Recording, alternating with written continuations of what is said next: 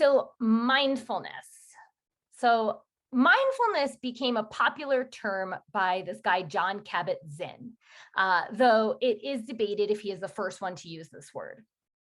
And he talked about mindfulness being about paying attention in a particular way on purpose, non-judgmentally. That is very hard. We are human beings. We judge everything for better or for worse, right? Someone walks in the space, we're like, I like that shirt. That's a judgment. So for the definition that I really like, it comes from Amy Saltzman. It really breaks it up in this easy way of mindfulness is paying attention to your life here and now in this moment. And the most important part is with kindness and curiosity.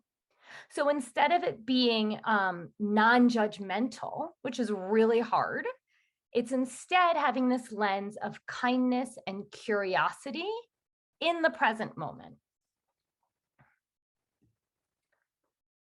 So this is something I could talk about a lot. And so if you have more questions about this, let me know. I'm going to whiz through it right now, but I am extremely passionate about mindfulness and all the things it isn't, because like I said before, it's a term that's just thrown around all the time. So mindfulness is not only calmness, right? Oftentimes the practices can allow us to feel calm, but you can be doing jumping jacks and practicing mindfulness.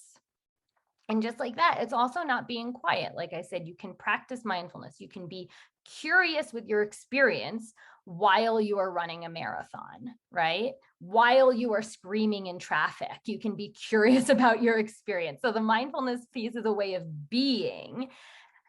It often helps with us feeling calm, and it often allows us to be a little bit more quiet, but it's not the way it has to be.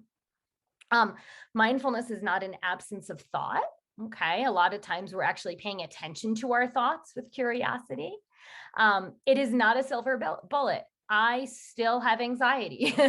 I've been practicing mindfulness for a very long time. It didn't get rid of the anxiety, but it helps me manage and navigate it. And I have tools when I remember to use them. Mindfulness is also not magic. It's not the secret. It's not law of attraction. Sometimes people blend those together.